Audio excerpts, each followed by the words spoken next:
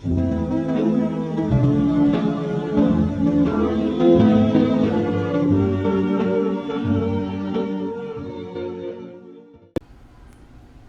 everyone, welcome back to the Retro Horror Academy. My name is Daniel Richardson, and tonight we're going to be looking at the year in horror, 1952. We only have one movie. I know we just came off a year that had four. There was some hope that it was going to reemerge as a blooming genre, but we're back to just one film. However, we do have four, count them, four inductees into the Horror Hall of Fame, so let's not waste any time. Let's jump into that. First, we have Rex Ingram. He was an Irish director, producer, writer, and actor. Eric von Stroheim once called him the world's greatest director. Unfortunately, he did pass in 1950. The only thing we didn't cover that he did, he wrote and directed a movie called Black Orchards. However, on this show, we would know him as the writer, director, and producer of The Magician. Great film. Again, if you go back into the archives and catch that episode, we covered it. I really dug it. I thought it was really good. I always try to defend when we have kind of like a what others may see as a skimpy Hall of Fame inducting class. We don't have the big names like the Karloffs or the Lugosi's, and everyone we're inducting seems to just be like these one-off whatever.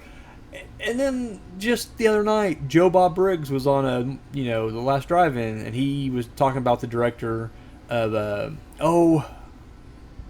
Death Game, sorry, and how he only directed that one movie. And he goes, but you know what? It's okay. You can have just that one credit. And so yeah, I'm gonna stop defending these one-offs. You know what? They were good. They did what they did. Maybe they didn't have the prolific career that some of the other inductees have had, but you know what? Hey, I'm not taking nothing away from them. So yeah, Rex Ingram, get in here, buddy. Up next, we have Edwin S. Porter.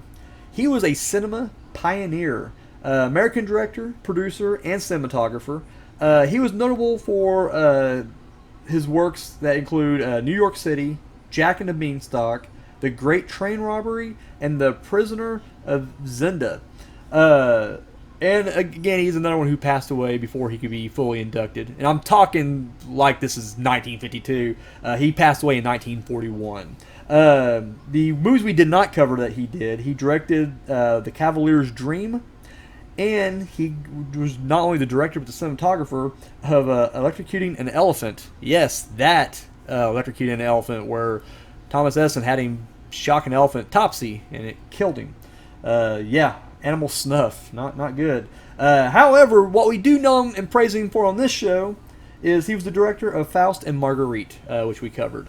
Another one that, he just did one movie, and honestly, it wasn't a great movie. It was again, they were experimenting with special effects. Much like, George Melas, maybe not a lot in plot, but again, he was a pioneer in this thing we call cinema.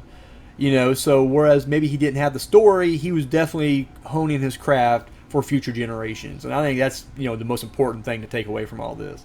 And again, when you watch, Faust and Marguerite, I mean, not much of a plot, but, for its time, those special effects are pretty sweet. People changing into, skeletons and whatnot and just morphing around. And so, yeah, you know what? Get in here, Edwin. You're a part of the Horror Hall of Fame. Our third inductee, it's Sax Rohmer. Hope I'm pronouncing that right. He was a British novelist, and he's going to be best known for the Fu Manchu series. And sure enough, on this show, we know him as the writer of The Mask of Fu Manchu. Very insensitive movie, obviously. Let's just call it what it is. Bit racist. But I don't care. You know what? It proved once again that Boris Karloff is a great director or a great actor, whether or not he's playing a Britishman or Chinese. Hey, pulled it off. Thought he did great. And again, I'm sure even then there were people kind of upset with these series, but they were still immensely popular, and for that reason alone, I say, Sax, get in here. You created a series and a character that will live on, maybe in infamy now, but still yet you've contributed your part to the horror genre, or at least the early goings of the horror genre. So that leaves our final inductee, a Mr. A. Edward Sutherland. This guy was a British director and actor. He came from a whole like theater family. Like the whole family was like involved, performing arts or whatever. And he was one of the original Keystone Cops. The silent cop troupe comedy, groups from the early days. But on this show, we know him as the director of Murders in a Zoo, one of my favorite horror films that we have covered thus far. In fact, recently I just did the my top 10 movies that we've covered up until the 50s, and it's my number 2. I love that movie. It's fucking awesome. Like it's really good. It's dark and messed up, and for that alone, old Edward's getting in. So there you have it. There is our 4 inductees into the Horror Hall of Fame. Once again, Rex Ingram, Edwin S. Porter, Sax Rohmer, and A. Edward Sutherland.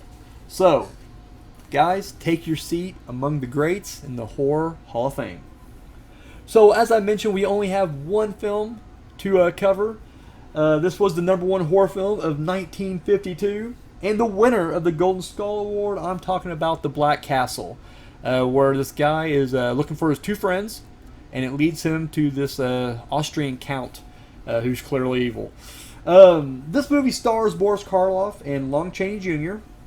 It was an American film, but it was actually had its premiere in Sweden.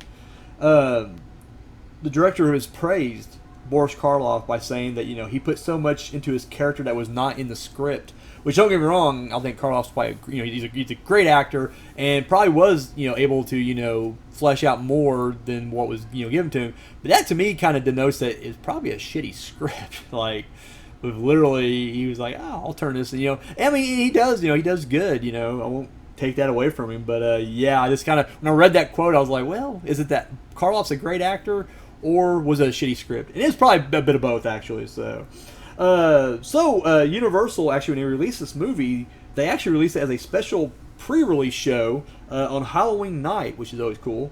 Always love when the season of Halloween kind of gets a little bit more extra attention from the world of horror. Because it actually it got released on Halloween night. It was before it actually get its wide release, so it was a special pre-release kind of deal. However, when it came out, it got mixed reviews, and those mixed reviews go on to today. Like no one's really standing up defending this movie. And this was Lon Chaney's last film with Universal. For me personally, I couldn't get into this movie. It felt a lot like The Strange Door to me, just in the fact that it was boring. It was just really melodramatic and boring. And while, yes, it was cool to see Chaney and Karloff together, how are you not making Boris Karloff your count? Seriously, you're trying to make B players out of these guys? Go fuck yourself. Granted, Chaney clearly looked rough here, and he's, clearly, he's on the downside of his career, and that's unfortunate. Whereas Karloff, he always kind of fluctuated. He never was down for too long. And with TV, actually right now, TV is, going strong. He would find, projects in that medium. So he was never hurting as much as, Lugosi or Chaney. But either way, I don't know. This movie I just could not get into. I just found it dull, and I was just constantly looking at my watch, trying to pull that phone out, trying not to get on the phone, trying to pay attention. And I've seen this before. I think that's what killed it too, because the first time I watched it, I didn't like it either. So upon doing my review for this one, it was just like, oh, it's this fucking movie. I forgot. Shit. And then it was just, wasn't big on it. IMDb gave it a 6.3, or the users on IMDb gave it a 6.3, and that's way too generous in my opinion, but hey, it is what it is. Again, it's the only horror film of the year, so it's going to win that prestigious Golden Skull Award. So, to do a quick recap, Rex Ingram, Edwin S. Porter, Sax Rohmer, and A. Edward Sutherland were all inducted into the Horror Hall of Fame. And then the number 1 horror film of 1952, and the winner of the Golden Skull Award was The Black Castle. So there you have it, guys. That was 1952 in the year of horror. On behalf of the Retro Horror Academy, I want to thank you for watching or listening. My name is Daniel Richardson, and you're dismissed.